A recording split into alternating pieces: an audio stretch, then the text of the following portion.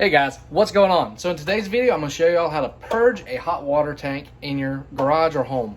Now the reason you're going to do this, and you're going to do it once, maybe twice a year depending on where you live, is to actually prevent premature failure of the unit. So sediment gets in the bottom of these, and it's actually very corrosive over time and can cause the lining of the tank to fail. So in the middle of the night, you lose hot water, it busts in your garage or your house and causes a huge mess. This is less than an hour job. All you need is a flathead screwdriver, a little bit of knowledge, and a rubber garden hose. So with that being said, I have an electric water heater. You might have a propane, natural gas water heater depending on where you live. If you have an all-the-time water unit, you're gonna actually probably have a screen filter, not an actual purge like this. But what we're gonna do first is we're actually gonna close off the cold water inlet. So this is off, that was on, I went ahead and already closed it. This is a pressure relief valve for the tank not to blow up on you. We'll get to that in a minute once we go ahead and start draining. Now we're going to connect our water heater to this garden hose right here down at the bottom. Yours might be a little bit different, but this is pretty typical. You're going to have a quarter turn valve right here. And make sure you use a rubber garden hose, not one of the cheap flex ones that it spans, because those can actually melt and damage your hose. So you gotta remember, this water is hot coming out, so it's best just to use a garden hose that's made out of rubber. So we're gonna go ahead and run that garden hose out of the garage. So I went ahead and ran mine all the way down. Make sure it always has a constant fall, because if you get it lapped over itself like that or kinked, you can actually cause an air pocket, and that air pocket will actually vacuum lock the system. So always have it running down, and make sure it is out of the way of animals and children, because remember, it is hot water coming out of the unit. So let's go ahead and recap. Step 1, close off the cold water inlet. Step 2, hook up your garden hose. Step 3 is actually going to be turning off your hot water heater. I don't have a disconnect, unfortunately. Some people have a switch or a disconnect up there, so I'm going to have to go to my breaker. We're going to come to the breaker box, find water heater right here. Go ahead and turn it off. Now what you're going to want to do is go inside and turn on 2-3 spigots onto hot water only, and that's to actually allow air into the system.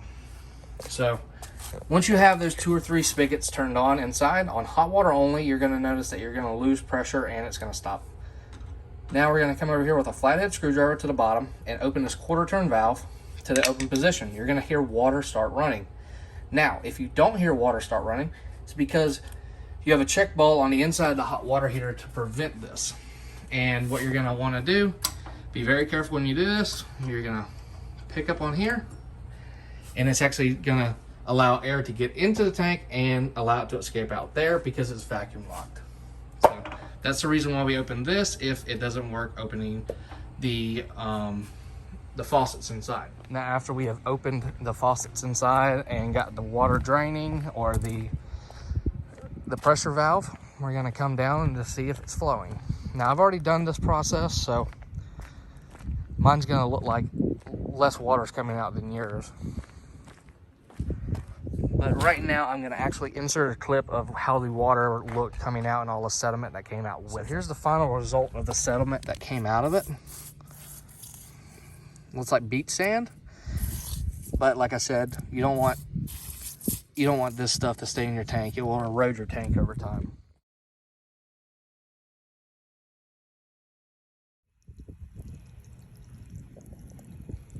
Look at all that sediment coming out of there. Wow.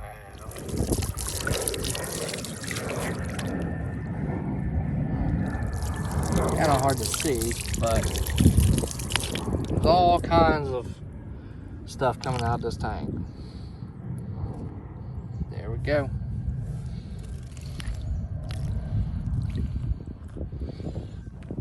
Here's what the stream of water will look like when you're almost done.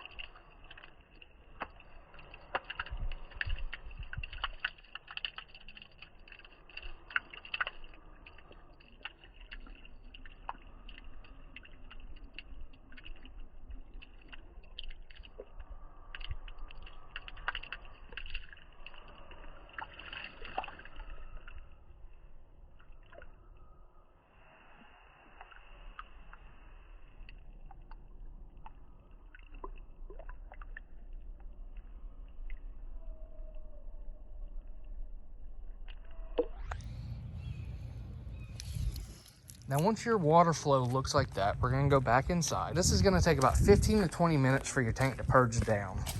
Now, once the tank is purged down, we're gonna open the cold water inlet for 4 to 5 seconds, and we're gonna do this, give it 5 minutes, and then do it again.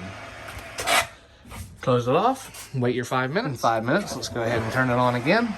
And what this is doing is actually forcing cold water down into the tank, knocking off any more sediment that could be in the tank.